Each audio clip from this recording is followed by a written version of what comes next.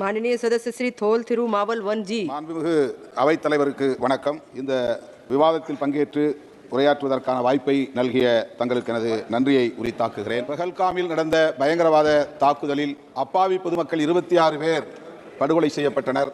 அந்த தாக்குதலை வன்மையாக கண்டிப்பதோடு உயிரிழந்த 26 பேர் குடும்பத்தினருக்கும் எனது ஆழ்ந்த இரங்கலை தெரிவித்துக் கொள்கிறேன். பாதிக்கப்பட்ட அந்த குடும்பத்தினரின் நலன்களுக்கு அரசு என்ன இழப்பீடு தந்தது என்கிற விவரம் தெரியவில்லை. அவர்களில் குடும்பத்தாருக்கு அரசு வேலைவாய்ப்பு வழங்குவதற்கான முயற்சிகளை மேற்கொண்டதா என்கிற விவரமும் வெளியாகவில்லை. ஆகவே பாதிக்கப்பட்ட அந்த குடும்பத்தினருக்கு இழப்பீடு வழங்க வேண்டும், வேலைவாய்ப்பு வழங்க வேண்டும் என்பதை முதலில் ஒரு கோரிக்கையாக நான் முன்வைக்கிறேன்.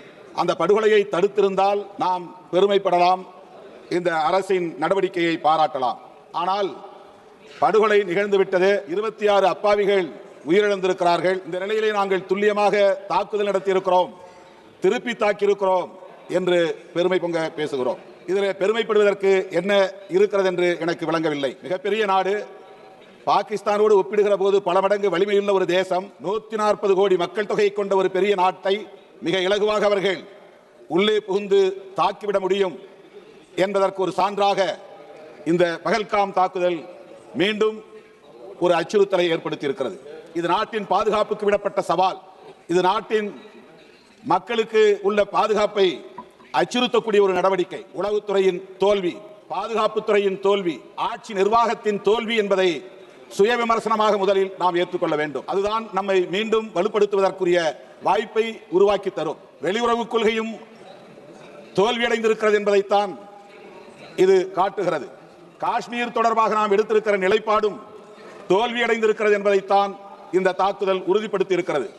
அரசமைப்பு சட்டம் உறுப்பு எண் 370 நீக்கிவிட்டால் காஷ்மீர் சுதந்திர தேசமாக மாறிவிடும், பயங்கரவாதம் முற்றாக ஒழிந்துவிடும், பொதுமக்கள் அங்கே சுதந்திரமாக உழவ முடியும், சுற்றுலா வளர்ச்சி அடையும் என்றெல்லாம் நம்முடைய அரசின் தரப்பிலே சொல்லப்பட்டது. 370 நீக்கப்பட்டது. ஆனால் என்ன நிலை? அதன் பிறகுதானே இந்த தாக்குதல் நடந்திருக்கிறது. அரசு நமக்கு பாதுகாப்பு தரும் என்கிற நம்பிக்கையின் அடிப்படையில் தானே பொதுமக்கள் சுற்றுலா பயணம் மேற்கொண்டார்கள். ஆனால் எல்லை தாண்டிய பயங்கரவாதம் ஊடுருவியது எப்படி? அதை தடுக்க முடியாத நிலை ஏற்பட்டது எப்படி? எல்லை ஓரத்தில் தொடர்ச்சியாக பாதுகாப்பு படை வீரர்கள் இருக்கிறார்கள் என்கிற நம்பிக்கையின் அடிப்படையில் தானே பொதுமக்கள் பஹல்காமுக்கு வந்தார்கள். அந்த இடத்திலே பாதுகாப்பு படை வீரர்கள் இல்லாமல் போனது எப்படி? அந்த இடத்திலே தாக்குதல் நடத்தியவர்களை தடுத்து எதிர்த்து போராடிய குதிரை ஓட்டித்தான் அந்த இடத்தில் பலியாகி இருக்கிறானே தவிர நம்முடைய ஆர்மி பாதுகாப்பு படையை சார்ந்த வீரன் யாரும் அதிலே பலியாகவில்லை. இது மிகப்பெரிய அளவில் நமக்கு சந்தேகத்தை எழுப்புகிறது, கேள்வியை எழுப்புகிறது. ஆகவே காஷ்மீர் தொடர்பாக இந்த அரசு எடுத்த நிலைப்பாடு படுதோல்வி அடைந்திருக்கிறது. அரசமைப்பு சட்டம் உறுப்பு எண் 370 நீக்கப்பட்டது, படுதோல்வி அடைந்திருக்கிறது என்பதை ஒப்புக்கொண்டு காஷ்மீர் ஜம்மு மாநிலத்திற்கு மீண்டும் மாநில அந்தஸ்தை வழங்க வேண்டும் என்று அரசுக்கு நான் வேண்டுகோள் விடுக்க கடமைப்பட்டிருக்கிறேன். இந்த பயங்கரவாத தாக்குதலால் இப்போது சுற்றுலா அங்கே பாதிக்கப்பட்டிருக்கிறது. சுற்றுலா மூலம் மட்டுமே பெரும்பான்மையான வருமானத்தை கொண்டிருக்கிற மாநிலம் Jammu Kashmir.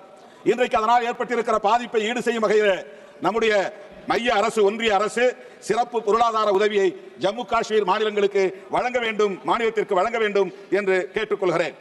2023-2024 ஆண்டிய defence standing committee, அந்த நிலைக்குழு இது தொடர்பான ஆய்வை செய்து விமானப்படையில் போதிய விமானங்கள் இல்லை, விமானப்படை மேலும் நவீனமயப்படுத்தப்பட வேண்டும், இன்னும் பைலட்டுகள், விமான ஓட்டிகளின் எண்ணிக்கையை பெருக்க வேண்டும் போன்ற பரிந்துரைகளை வழங்கியது.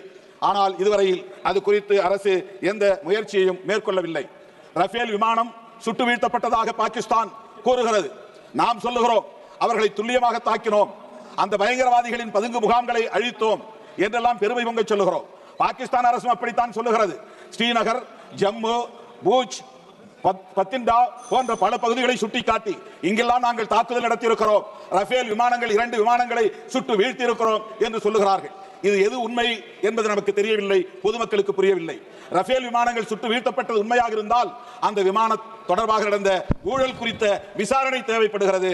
ரஷ்யாவை மட்டுமே ராணுவ தளவாடங்களுக்கு நம்பி இருப்பதை அரசு கைவிட வேண்டும். இன்னும் பல நம்பிக்கைக்குரிய நாடுகளோடு ஒப்பந்தம் போட்டுக்கொண்டு அந்த ட்ரோன் போன்ற தொழில்நுட்பத்தை மேம்படுத்துவதற்கு, விமானங்களின் எண்ணிக்கையை உயர்த்துவதற்கு அரசு முன்வர வேண்டும் என்று கேட்டுக்கொள்கிறேன். சர்வதேச அரங்கில் இந்திய தேசத்தின் நன்மதிப்பு பாதிக்கப்பட்டிருக்கிறது. இந்த விவகாரத்தில் பஹல்காம் பயங்கரவாத தாக்குதலை எத்தனை நாடுகள் கண்டித்திருக்கின்றன? அமெரிக்க அரசின் நிலைப்பாடு என்ன?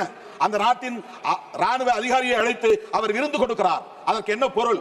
இந்தியா எங்களுக்கு ஒரு பொருட்டு இல்லை என்று ட்ரம்ப் வெளிப்படையாக சொல்லுகிறார். இந்த போரை நான் தான் நிறுத்தினேன், இந்திய அரசு நிறுத்தவில்லை என்று சொல்லுகிறார். நம்முடைய இறையாண்மையை கேள்விக்குள்ளாக்கக்கூடிய அமெரிக்க அரசை எதிர்த்து நாம் என்ன நிலைப்பாட்டை எடுத்திருக்கிறோம்? அங்கே சட்டவிரோதமாக தங்கியிருக்கிற இந்திய குடிமக்களை கால்விலங்கு கைவிலங்கு போட்டு விலங்குகளை விட மோசமான முறையிலே கொண்டு வந்து இங்கே இறக்கினார்கள். ஒரு வார்த்தை அமெரிக்காவை நாம் கண்டிக்கவில்லை. ஆக நம்முடைய அரசின் வெளியுறவு கொள்கை எந்த அளவுக்கு இருக்கிறது என்பது வெளிப்படுகிறது. அது மட்டுமில்லாமல் ஒன்றை சொல்லி நான் முடிக்க விரும்புகிறேன். வெளியுறவு கொள்கையில் நமக்கு பெரும் தோல்வி அடைந்திருப்பதை போல உள்நாட்டில் நாம் மக்கள் ஒற்றுமை குறித்து கவலைப்படாமல் இருக்கிறோம். இங்கே மதவாத அடிப்படையில் முஸ்லிம் வெறுப்பையும் கிறிஸ்தவ வெறுப்பையும் நாளுக்கு நாள் அதிகரிக்க செய்கிறோம். நம்மிடையே ஒற்றுமை இல்லை என்பது சர்வதேச அரங்கில் தெரிகிறது. ஒற்றுமையை உருவாக்குவதற்கான ஆக்கப்பூர்வமான பணிகளை அரசு மேற்கொள்ள வேண்டும். வெறுப்பு அரசியலை கைவிட வேண்டும். குறிப்பாக முஸ்லிம்களுக்கு எதிரான வெறுப்பு அரசியலை அடையாளப்படுத்தக்கூடிய வகையில் துருக்கிக்கு எதிரான நடவடிக்கை இந்த அரசு மேற்கொள்கிறது. சீனாவுக்கு எதிரான நடவடிக்கை மேற்கொள்ளவில்லை. இது முஸ்லிம் வெறுப்பை வெளிவிவகார கொள்கையிலும் நாம் உட்படுத்துகிறோம் என்பதை காட்டுகிறது. எனவே மதவாத அரசியலும் நம்முடைய தேசத்தின் பாதுகாப்புக்கு மிகப்பெரிய அச்சுறுத்தலாக இருக்கிறது. இந்த வெறுப்பு அரசியலை அரசு கைவிட வேண்டும். உள்நாட்டு மக்களின் ஒற்றுமையை மேம்படுத்த வேண்டும். வெளிவிவகார கொள்கையில் ஒரு நாட்டை மட்டுமே சார்ந்திருக்காமல் நாம் அனைத்து சர்வதேச நாடுகளோடும் நல்லிணக்கமான உறவை பேண வேண்டும் என்பதை சொல்லி வாய்ப்புக்கு நன்றி கூறி முடிக்கிறேன். நன்றி, வணக்கம். ஒரு விரல் புரட்சியே